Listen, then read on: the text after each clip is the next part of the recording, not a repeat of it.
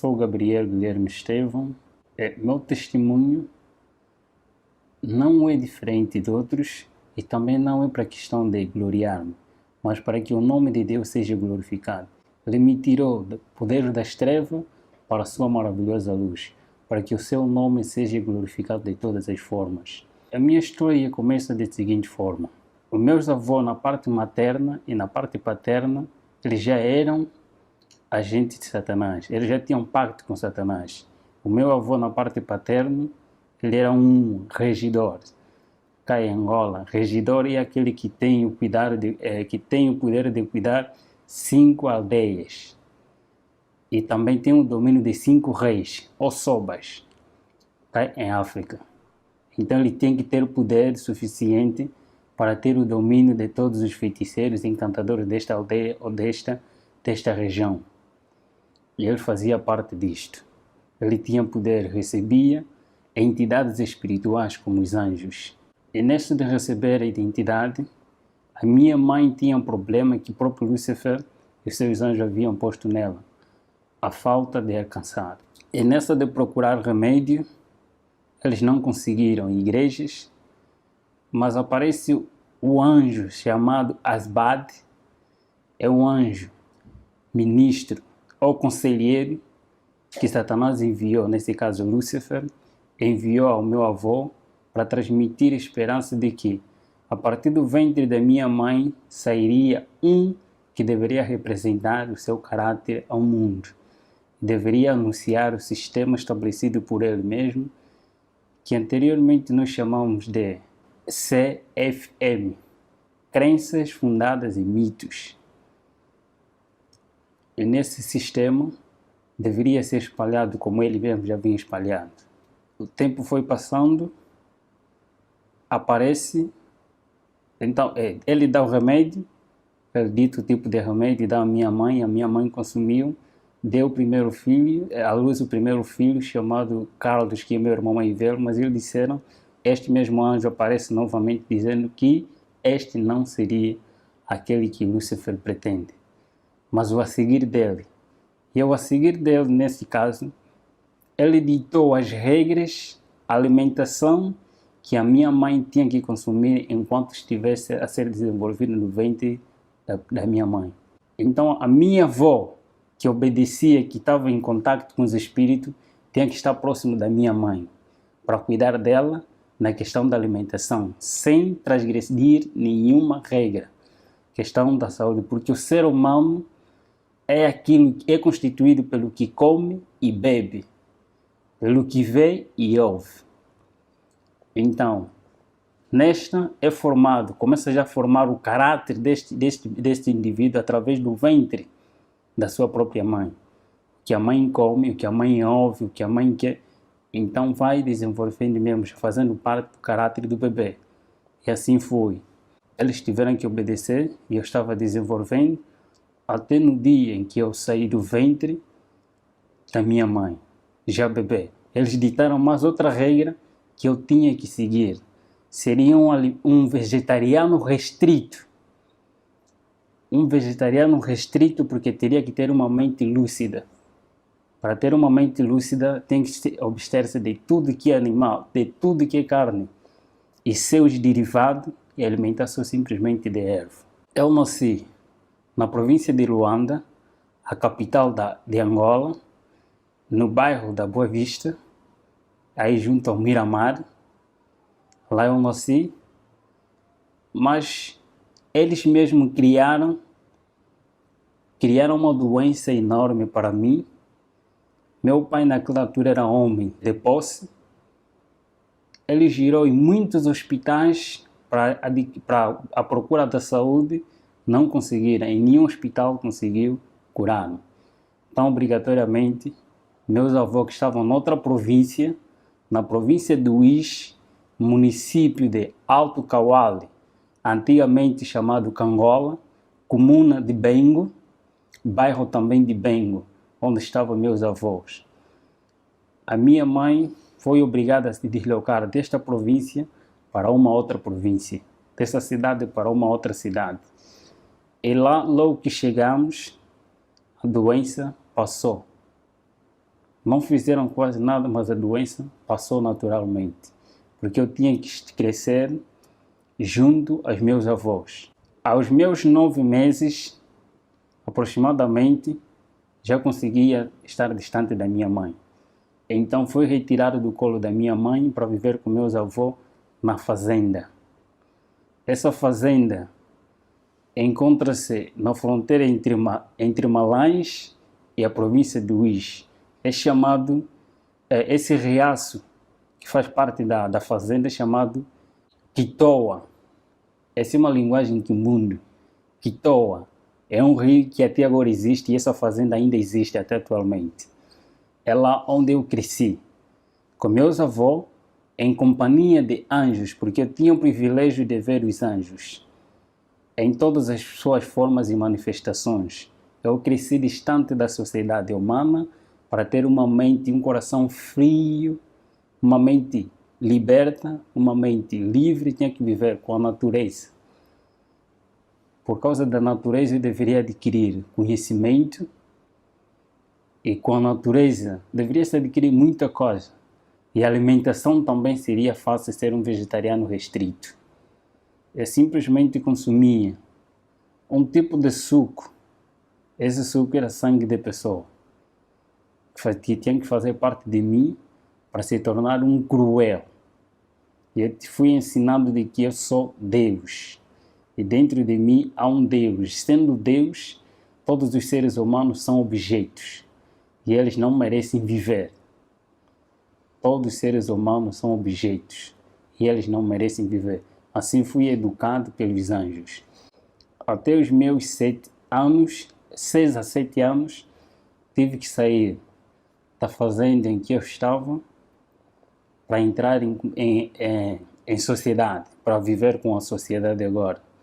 Fui retirado da fazenda, agora para a aldeia. E da aldeia eu podia ver, a partir do período noturno, as pessoas que voavam ao cumprir a missão, nesse caso, os feiticeiros, encantadores, nas suas viagens. Eu poderia os contemplar. Mas a minha missão eu era um reptiliano. O reptiliano é aquele que é usado como um canal. Esta pessoa canaliza, recebe os espíritos e ele fala, não ele, mas os espíritos a falarem por ele. O mesmo processo que aconteceu com a serpente no Éden, Satanás usa a serpente e ele fala por intermédio dessa serpente. Assim também são esse tipo de pessoa, os escolhidos mesmo por ele. Eu era usado como um canal de tudo quanto ele pretendia falar, eu falava. Não eu a falar, mas sim eles a falar por intermédio de mim. Eu andava sempre em companhia de anjos ao meu redor. Eu podia ter uma visão muito diferente da visão normal. Eu podia ver, eles abriam a minha visão, eu podia ver os anjos de Deus e os próprios anjos também. E nesta andança, nesta convivência, eu fui obrigado a sair do lugar em que estava da província para uma outra província. A minha missão, eu teria que ser preparado para ser um escritor. E escritor tem que ter uma mente aberta, conforme já disse na outra hora, tem que ter uma mente aberta, tem que ter inteligência e conhecimento. E este mesmo anjo Asbade, que é o anjo conselheiro e mestre, que aparecia de vez em quando, ele tem a função de trabalhar com a mente humana. Em Éfesos capítulo 6, versículo 12, aí fala a batalha. E a batalha que ele aí fala, disse que é nos lugares celestiais. Então a minha missão é trabalhar com a mente humana, ter o conhecimento cabal da mente humana. E nós estudávamos não só outros livros, mas também a própria Bíblia. Os teólogos estudam a Bíblia para defender, estudam a Bíblia para pôr em prática aquilo que eles aprendem, para adquirir o caráter de Cristo. Só que nós aprendíamos a Bíblia não para pôr em prática, mas para criar outro sistema estabelecido por eles mesmos, por próprio Satanás. O sistema CFM, criado por ele mesmo, começando por si mesmo, são crenças fundadas em mito, conforme disse na outra hora. Esse mesmo sistema começou com ele, lá no céu, semeando dentro de si mesmo, através de cobiça, de orgulho, de descontentamento. Ele criou esse sistema, acusando a Deus como tirano aquilo que não é. Começou a semear este mesmo evangelho, primeiro aos seus companheiros lá no céu, e este mesmo evangelho foi transmitido também aqui a Eva, e a Eva aceitou, e o seu marido também, e este mesmo sistema continua a usar de geração a geração. Ele levanta homens. Deus usa um sistema, e esse sistema está baseado no santuário. O santuário é o sistema que Deus utiliza para a salvação do ser humano. E Satanás, por sua vez, ele não cria coisa nova. Ele simplesmente imita aquilo que já está estabelecido. Ele não cria coisa nova. Então, a partir desse, Deus usa meios e métodos. Satanás também, por sua vez, usa meios e métodos. Eu vou me basear mais nas coisas que nós fazíamos, dos meios e métodos para adquirir o ser humano. Primeiro dos métodos que ele utiliza primeiro método é o método do apetite não controlado em todos os aspectos do ser humano. O apetite pervertido da natureza pecaminosa do homem, aquilo que ele adquiriu depois do pecado. Então, esse método utiliza-se para criar insatisfação do ser humano, tanto no comer, no beber, no vestir, em todos os aspectos da vida do ser humano. Então, cria-se, a partir mesmo deste método, a insatisfação, nesse caso, a intemperança em todas as coisas, não ter o controle do que entra e sai. Segundo método é o método da presunção, o Deus que habita no ser humano. O eu é um Deus dentro de nós e este domina o próprio ser humano, se não tiver controle. E o terceiro método é o método da adoração. Todo ser humano tem a tendência, por natureza, a adorar alguma coisa, porque o ser humano foi criado para adorar Deus. E na ausência de Deus, então cria-se vários objetos ou ídolos para que este ser humano adore.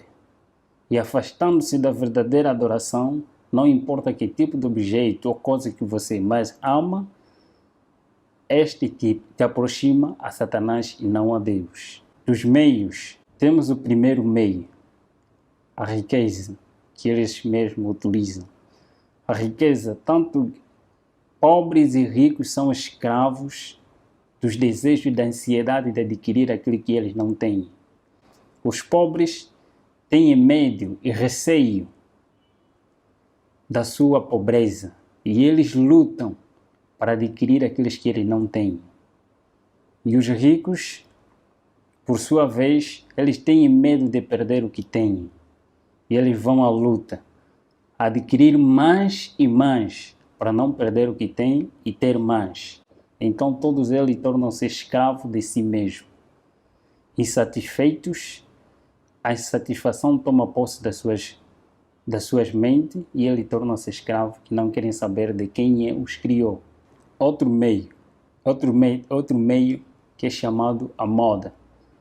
Todo ser humano, por natureza pecaminosa, com essa natureza pecaminosa, todo ser humano quer ser celebridade. Quer aparecer em algum lugar, quer ser conhecido de várias formas. E todas as coisas neste mundo têm sempre um modelo.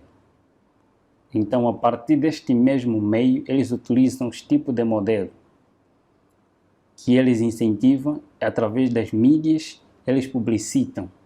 Não importa que tipo de moda você segue, tanto a moda política, a moda econômica, moda social, tipo de moda. Eles criam para todo ser humano seguir um modelo e não um modelo verdadeiro, só para desviar a atenção do modelo verdadeiro que é Cristo, aquele que transmite o caráter verdadeiro no ser humano, retirar dele a imagem de Deus. E o terceiro meio é divertimento, é entretenimento. Neste é fazer com que o homem, o ser humano, passe mais tempo com as coisas banais do que com Deus. Vai gastando o seu tempo de vida que Deus lhe deu até se distrair e não ter chegar o seu tempo, não fazer nada. Então torna-se escravo até a morte. Temos também, por outro lado, pessoas que vão ocultar de toda a maldade que se fez, que às vezes são coisas banais, de tudo quanto nós fizemos, tantos sacrifícios, tantos encontros nacionais e encontros internacionais, de grandes homens que o próprio Satanás escolheu e nos reuníamos. Em todas as áreas do saber deste mundo, tinha sempre um representante. E eu vou falar das revoluções que o próprio Lúcifer criou. Primeiro, existem dois grandes profetas, tanto no mundo oculto como no mundo cristão.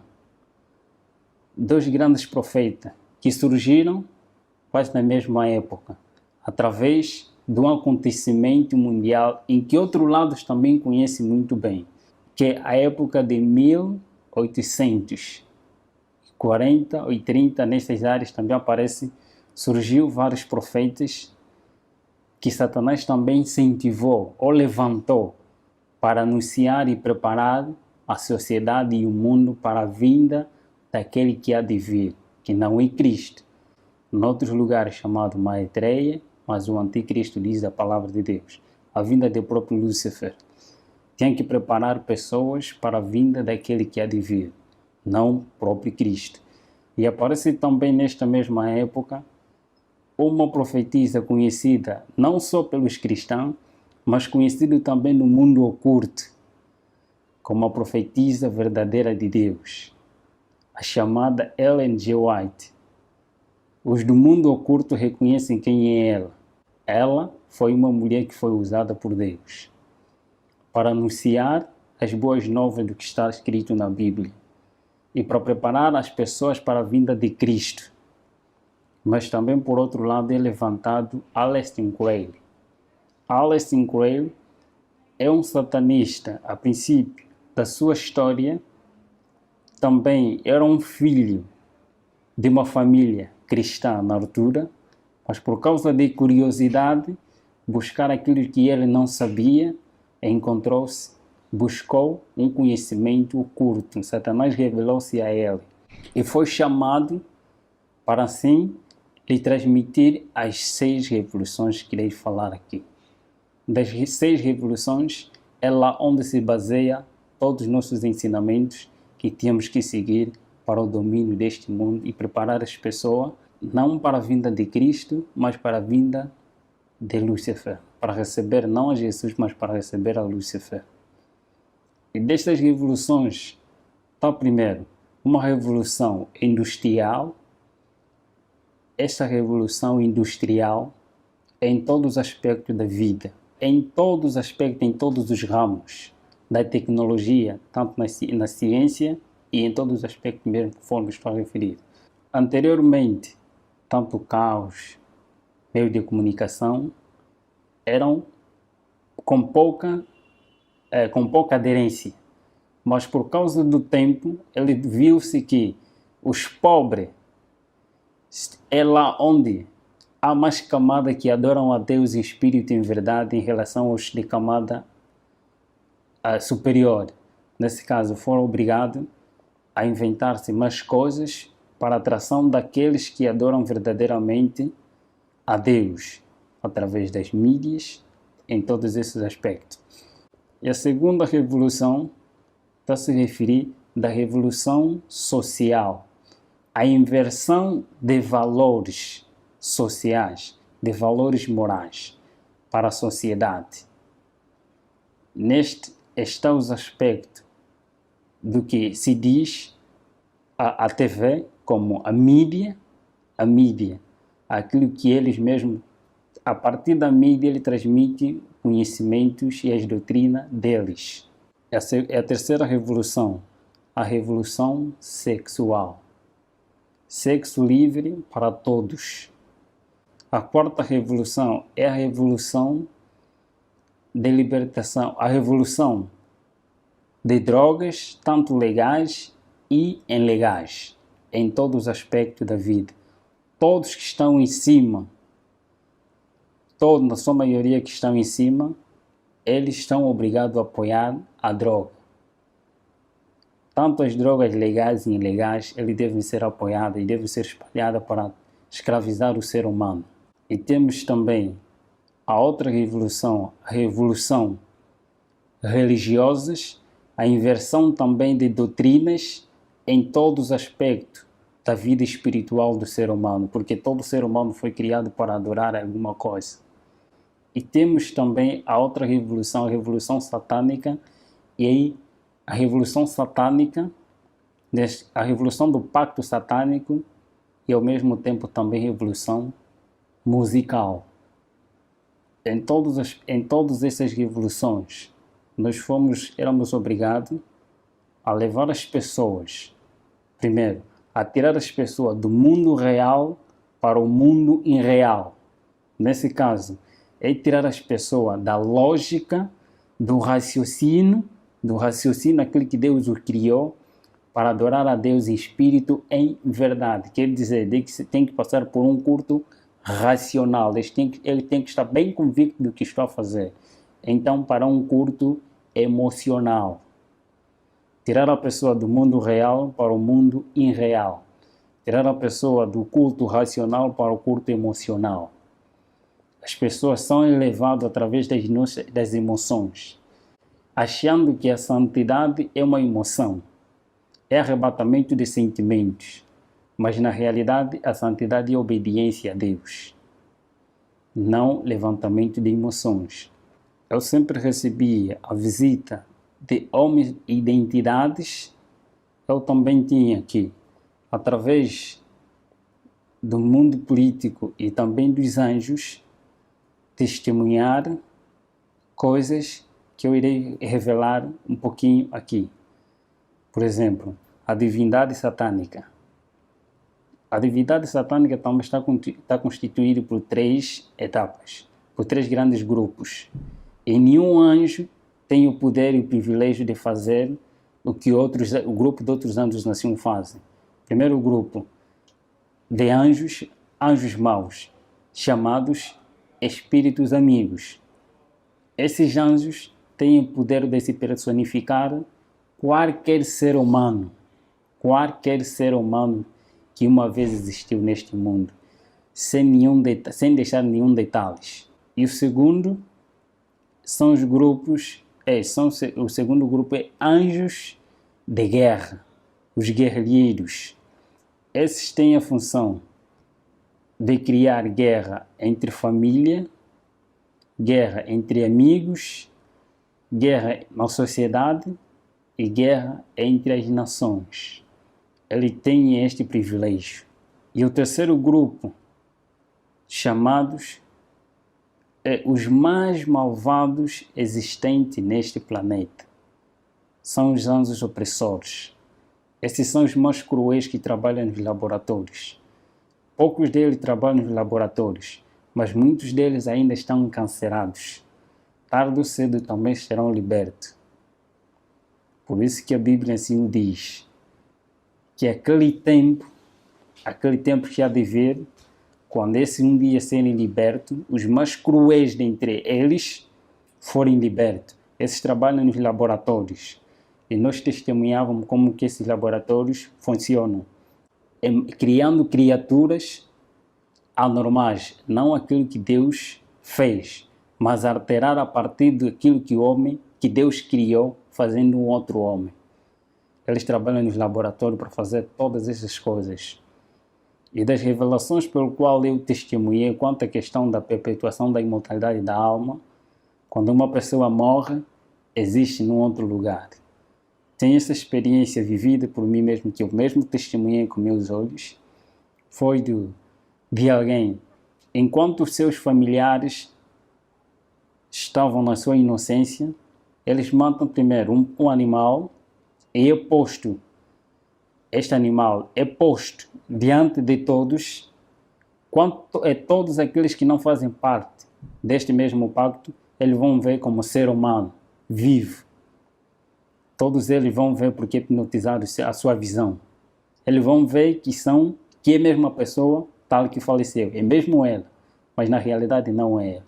É retirado essa pessoa para posto num outro lugar, é levado numa outra cidade. E ali as pessoas vão enterrar, a família vai enterrar esta pessoa, que é o animal na realidade, mas eles vão ver como uma pessoa, é enterrado, na realidade enterraram um animal, mas não é a pessoa. A pessoa continua a viver num outro lugar. E quando eles querem anunciar que o fulano de tal está a viver em outro lugar como um escravo, está a viver como tal, ele aparece em forma conforme eles mesmos viam, carne e osso, e mesmo ele. Mas na realidade, eles enterraram um animal, um objeto. São estas visões. Os laboratórios também guerra que nós testemunhávamos eles criam mesmo a partir desses que tese e antítese. Cria-se dois grupos quanto à questão de guerra. Todos eles fazem parte do pacto. E desses que fazem parte do pacto, quando há guerra, há derramamento de sangue. Quando há derramamento de sangue, há sacrifício de pessoas. Então cria-se dois grupos, duas pessoas que têm o mesmo pacto, um defende outra ideologia e outro defende outra ideologia, e criando dissensão, cria-se a guerra. E esta mesma guerra, com a intenção de sacrificar pessoas, ou então de eliminar alguns cristãos, como guerra religiosa, guerra econômica e guerra política, guerra civil. Em todos esses aspectos, eles utilizam os seus meios, só simplesmente para enganar o ser humano e para sacrificar também o próprio ser humano. Em todos esses aspectos, todos que são escolhidos por ele, obrigatoriamente têm que ser vegetarianos, para serem usados como espírito, para serem usados como instrumento nas mãos de Lúcifer e ter uma mente lúcida. Muitos caminhos, muitos encontros dos sacrifícios. Primeira coisa, é chamado aquele morto-vivo. O combate nosso não era com os mortos-vivos, mas sim com os vivos. O processo de mortos-vivos, tanto nos filmes, nas histórias que eles mesmos criam, para revelar aquilo que eles vivem na realidade. História de terror, de vampiro, pessoas apresentando pessoas mortas, mas ao mesmo tempo estão a viver, contaminados. Então, eles contam a história bíblica através de filmes. Acontece da seguinte forma: nós chamávamos mortos-vivos todos aqueles que não têm Cristo em sua vida, como Senhor da sua vida, como Senhor e Salvador da sua vida. Então eles são cadáveres. Eles são mortos, mas ao mesmo tempo estão a viver. Porque quando Adão peca, Adão e Eva pecaram, eles foram destituídos da glória de Deus, foram destituídos da vida, mas eles continuaram a viver pela graça. E vivendo pela graça, sendo pecadores, cumprindo o que está escrito, ele vivia, mas ainda não tinha morte eterna, conforme a Bíblia dizia. Então todos estes que não têm Cristo são considerados como mortos, mas ao mesmo tempo vivos ainda. E todos aqueles que têm Cristo são considerados que têm vida. E eu fui educado, eu curtei tanto a história, eu recebia Lúcifer várias vezes, visitava-me várias vezes para se revelar quem ele era. E neste grande conflito, foi a pessoa mais infeliz do mundo, Fui a pessoa mais infeliz do mundo porque eu nunca sabia o que era paz. Eu não sabia o que é fazer o bem. Eu tinha um coração muito frio. Coração frio é aquele coração que não tem nem remorso, nem um ressentimento, mais cruel que um pedófilo, mais cruel que um psicopata. Onde estava por natureza era tão calmo que ninguém podia desconfiar de mim, de que eu era satanista. Era tão calmo em todos os aspectos. Por natureza, tinha que ser mesmo assim. Melhor, até mais incentivo. Podiam bater-me, dar-me na cara, mas eu não poderia reagir naquele momento. Mas bastava dizer, elimine os próprios anjos, ou então eles comandavam pessoas consagradas também para esta área, para eliminar esta pessoa. Tarde ou cedo ele tinha que morrer.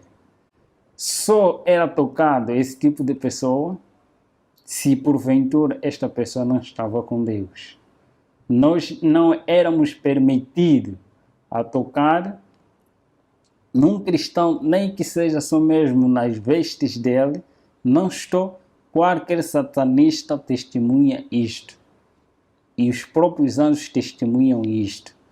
Ninguém é permitido, nem o próprio anjo de Lúcifer é permitido tocar as vestes de um santo, de um homem consagrado a Deus. Não pode, sem a permissão de Deus. Nesse mesmo grande conflito, eu podia ver a presença de um anjo de Deus afugentar 10, 20, mais do que isso. Só mesmo a presença de um afugentava muitos que eram nossos. E nessa questão, eu poderia sempre me interrogar. Por que quando este aparece e estes somem? Se eles, quando eles estão em pé, os dois anjos, não vê-se nenhuma diferença. Se não tiveram a fazer nenhuma atividade, só mesmo em pé, não se vê nenhuma diferença entre anjos de Deus e anjos caídos. Todos têm a mesma luz, a mesma estatura. Não se vê nenhuma diferença. A diferença que se vê é através das suas atividades. Uns para o mal e outros para o bem do ser humano. E o campo de batalha entre o bem e o mal só consistia na mente humana, em ter o domínio da vontade humana. A mente humana. Todos os meios que Satanás utiliza é só para ter o domínio da mente humana. E sempre que eu via nesses aspectos, primeiro, o homem, nas suas escolhas, nesse conflito, não é questão de poder, conforme às vezes mostra-se nos filmes, não é realidade. O conflito só existe quando o ser humano, o homem, escolhe por sua própria livre, espontânea vontade ser de Deus, Deus age e diz, este é meu voluntariamente, porque ele decidiu me escolher, então ele aparece para proteger este indivíduo. E por sua vez também, quando o homem por si mesmo escolhe ser não de Deus, mas desobedecer a Deus, os anjos aparecem e clamam que este é nosso por sua espontânea vontade. E as orações de intercessão têm a seguinte função. Quando um santo vai orando a favor de um ser humano, os anjos de Deus e os anjos do mal começam a cobrir esse ser humano e por causa da oração de um ser humano semelhante de carne, começa a clamar a Deus, então Deus aparece não pelo pedido deste indivíduo que está aqui, mas pelo pedido daquele que está ali, que tem a mesma semelhança, a mesma luta, aparece para acudir este homem. Deus, então, anjo de Deus aparece dizendo que este está a pedir socorro. E eu apareci porque o seu irmão está a clamar para que eu possa o libertar. E a escolha também depende do próprio indivíduo. Quando ele decide ser livre, então Deus o liberta. Mas quando ele diz que não quer, então também Deus não pode fazer nada. A luta é esta. E nesta mesma luta, neste mesmo conhecimento que tinha, E neste mesmo combate, eu me perguntava dentro de mim, na realidade, quem eu sou? Na realidade, para onde eu vou? Porque eu via todos aqueles que faziam pacto, não importa quem é, presidente de repúblicas, reis, em todos os aspectos da vida, eu via todos a submeter-se a Lúcifer. E eu via pessoas que eram queimadas, que eram massacradas, porque desejavam sair deste pacto. Desejavam sair por si mesmos, e eles eram matados. Quem matava eram os próprios anjos. Quando o pacto é superior, então quem ataca são os próprios anjos mesmo. Eles assim mesmo matam, massacram. Às vezes matam este indivíduo, se é presidente, eles matam este mesmo presidente, e anjo próprio se personifica em forma deste ser humano, como presidente ou alguém de cargo, até certo momento. Este mesmo ser esse mesmo anjo se personifica para cuidar desta nação. Eles vão controlando, enquanto aquele já foi enterrado. Neste grande conflito, eu testemunhei a morte de muitos cristãos. Eu tinha que ver isso para que um dia pudesse escrever, não para Deus, mas para que as pessoas sigam a Lúcifer. Nesta mesma luta, no grande conflito, eu podia testemunhar e eu queria conhecer qual é a origem, onde eu saí, para onde vou, quem eu sou, qual é a razão da minha existência. Eu perguntava aos companheiros, indagando a eles, nesse caso estava a referir, os anjos que sempre andavam comigo, estavam sempre em minha companhia. Uma coisa que eles não gostam é quando o ser humano procura a verdade. Eles não gostam, torna-se incômodo. Eu procurava saber qual é a realidade, a verdade existente. Quem é o príncipe do outro lado? Quem é aquele que tem poder superior ao nosso soberano? Todos nós temos que submeter a ele. E nós temos que chamar sempre de soberano todos os títulos que os cristãos dão a Jesus. Então, os satanistas dão mesmo também esses mesmos títulos a Lúcifer, sem nenhum erro. Nesta mesma luta, eu procurava saber qual é a realidade. Em uma missão, numa missão para destruir, visitar um casal missionário que estava num dos bairros. Nessa de ir ao encontro deles, logo, só nos aproximávamos, este anjo, eu era levado assim da seguinte forma: em qualquer lugar onde quer que eu vá, basta se tivéssemos assim, era uma transfiguração, era levado, transportado pelos anjos. Se eu quisesse ir numa outra cidade e eles tinham que me cumprir, eles me levavam, eu sumia do meio das pessoas em que eu estava e aparecia em outro lugar. Nesta mesma missão, ao ir ao encontro desta mesma pessoa, só que nós víamos a casa, toda ela iluminada, e por cima da casa um ser brilhante, muito excelente, que eu não poderia suportar viver naquela claridade. Nem os anjos que estavam comigo também foram obrigados a regressar. E eu perguntei dentro de mim, quem é aquele? Depois perguntei também a ele, quem é aquele? Eles responderam que aquele é o nosso maior inimigo. É proibido citar, no mundo em que estava, era proibido citar o nome de Jesus Cristo. Categoricamente proibido citar o nome de Jesus Cristo. E eu cresci, fui ensinado a nunca me tornar amigo dos adventistas do sétimo dia. Mas eu poderia compartilhar com os adventistas no sétimo dia. Poderia ser amigo dos adventistas no sétimo dia e inimigo dos adventistas do sétimo dia, que são fiéis a Deus, que obedecem. E eu poderia, por intermédio dos adventistas no sétimo dia, transmitir o conhecimento para que, por sua vez, tornasse uma confusão dentro das suas igrejas. Nesta luta, eu procurava saber sempre, e um pensamento que sempre me incomodava: eu quero ser liberto, Mas eu sabia, se eu procurar sair, eu serei morto, serei um cadáver. Mas onde? Eu queria uma liberdade dentro de mim. Mas só que não existia liberdade, eu sabia que não tem ninguém que poderia me libertar.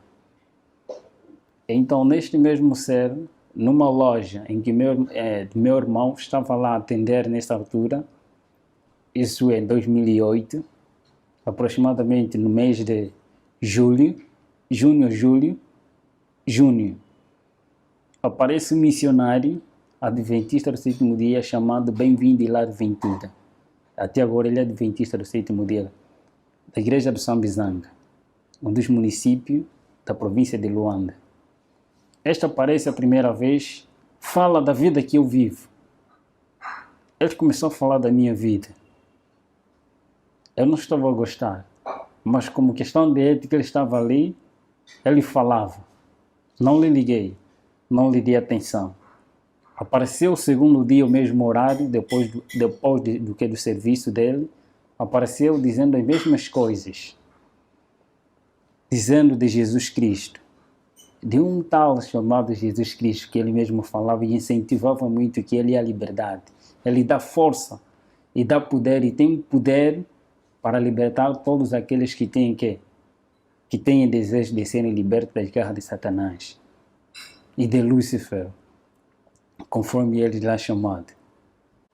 Apareci, o terceiro dia eu estava muito aborrecido com ele, eu queria que meus amigos aparecessem para incentivar na realidade e mostrar quem eu sou diante deste homem, que eu não sou uma pessoa normal, e eu não quero mais saber deste Jesus pelo qual ele está aí a referir. Só que desta vez ele aparece e transmite-me a mensagem e eu estava atento do que ele estava a falar. Ao sair de lá, numa noite, os feiticeiros e todos aqueles que fazem pacto, eles não têm paz e eles não dormem. A noite é para cumprir a missão. A noite é para reuniões, é para o culto, é para reunião, é para encontros no mundo. E nesta mesma noite, eu estava deitado. E de repente, eu vi uma claridade, e esta claridade cada vez começou a aumentar, e o que estava ao meu redor, estou a referir, os meus anjos da guarda que estavam sempre comigo, em minha companhia, sumiram. Foram obrigados a sair da presença daquele que estava aí em pé. E eu fiquei paralisado, nesse aspecto, hipnotizado. Todo o processo que nós fazíamos na pessoa normal era paralisado, todos os membros, para ele não se mexer, mas todavia não era mexido na mente. É paralisado todos os membros do corpo, mas menos a tua mente. Ele paralisou-me, todos os meus membros, não poderia se mexer, nem mexer os meus olhos, mas simplesmente estou na minha mente. Eu vi este ser tão iluminado, tão brilhante, eu conheci Lúcifer, eu vi Lúcifer, mas só que essa claridade e este ser era muito diferente, muito excelente. Eu fiquei apaixonado só pela presença deste ser. Fiquei alegre, fiquei admirado com quem é este? Eu fazia a pergunta dentro da minha mente, porque não poderia mexer os meus membros. Eu comecei a fazer tantas perguntas a ele. Você sabe quem eu sou? Por que você me apareceu? Quem és tu? Todas essas perguntas, ele calmamente, com uma natureza tão mansa e humilde, como nenhum outro ser que eu conheci até aquele momento, nunca vi semelhante àquele. Ele ficou tão calmo, fiz todas as perguntas que estavam na minha mente e ele começou a responder. Disse-me, primeira coisa, eu te criei para algo melhor. Este é meu sonho, escrever um livro com este tema. Deus me criou para algo melhor. E ele disse-me, tenha paz. São as palavras que vinham como um poder. Parece que foi retirado toda a escama, todo o coração frio e escuro foi retirado. E em mim veio paz que eu nunca tive desde a minha nascença. Eu adquiri paz. Eu senti a presença de alguém que tem que preencher o vazio da minha alma, que é a minha necessidade. Que eles mesmos tiram a necessidade do ser humano para dar-lhe o querer. A necessidade do ser humano é Cristo. É retirado essa necessidade e posto lá o querer, os desejos que são insatisfeitos pela sua própria, pelos seus meios e métodos. Nesta, ele começou a falar comigo. Ele começou a dizer que eu te criei para algo melhor. Eu sou aquele pelo qual você veio a combater. Ele começou a contar minha história da redenção, começando próprio da história que eu já conhecia, mas contado de uma outra forma. Ele estava me contando de uma maneira correta. A história da redenção. Como é que Lúcifer caiu? Antes de Lúcifer cair, como é que ele caiu? Os mesmos sentimentos, tudo. Eu sabia dessas coisas e ele estava me fazendo lembrar de tudo isso. Ele disse, do outro lado, eu não vou falar porque você testemunha da vida que você vive, mas eu vou falar quem eu sou. Contou minha história toda, até o momento que ele morre na cruz, e ele mostrou-me as suas mãos. Eu sou aquele que veio para te libertar. Eu apareci porque você pediu com que eu aparecesse. Você quer liberdade, eu sou a liberdade. Você quer salvação, eu sou a salvação. Você quer um caminho a seguir, e eu sou esse caminho. Eu sou a vida. Você quer ter vida? Foi um ser que suas palavras eram encantadoras e eles não obrigam ninguém. Era uma pessoa com liberdade de escolha. Eu vi que ele deu a liberdade de escolha. A primeira opção que eu vi nele era um iniciante. Alguém onisciente. Onisciente, Lúcifer ele não é. E onisciente só tinha que ter alguém superior. Eu via porque ele pensava, ele lia, respondia as minhas perguntas que estavam na minha mente. E ele falava exatamente daquilo que eu necessitava. Eu disse que este é o verdadeiro Deus, a quem eu venho combater. Foi uma conversa longa, aproximadamente 5 ou 4 horas, em conversa com o grande mestre. No final ele disse-me, você quer seguir? Eu prostrei-me de joelho diante dele e eu disse, Senhor, a partir de hoje tome posse da minha vida, mas libertai-me daqueles que são superiores a mim. O Senhor conhece. Tome-me como sua propriedade. E ele deu-me a decisão. Eu neste mundo não te darei o que te foram prometido por outro lado. Eu não te darei a riqueza, eu não te darei o que eles desejam te dar, mas eu tenho para te dar a vida eterna. Eu te prometo, não neste mundo. Neste mundo você vai ter que sofrer. O que você fez, você vai ter que passar por mesmo. Mas eu estarei contigo todos os momentos que tu clamares pelo meu nome. Eu estarei presente. Eu sou contigo. Não temas, eu vou te acompanhar. E eu estarei contigo todos os momentos que tu clamares. Ele contou-me da vida, de que não escolheste coisa vã, mas escolheste a vida eterna. Você vai viver eternamente comigo. Neste mundo você vai passar por vales e vicissitudes para testemunhar uma realidade, quem você era e quem agora você é. Vais testemunhar do meu nome em todos os lugares em que eu te mandar para você ir e você irás. Ele contou-me a história dos mundos não caídos e das pessoas que lá vivem eternamente, enquanto eu estou prometido a viver aqui neste mundo e teria o privilégio de viajar em todos os países sem pagar nada, viveria no país em que eu desejava, na capital em que eu desejava. Ele me prometeu a vida eterna, em viajar nos mundos não caídos, e teria um privilégio superior. Contou-me esta história e eu prostrei-me e ajoelhei. Por amor, eu disse, quero te seguir por amor. E eu quero sofrer por ti.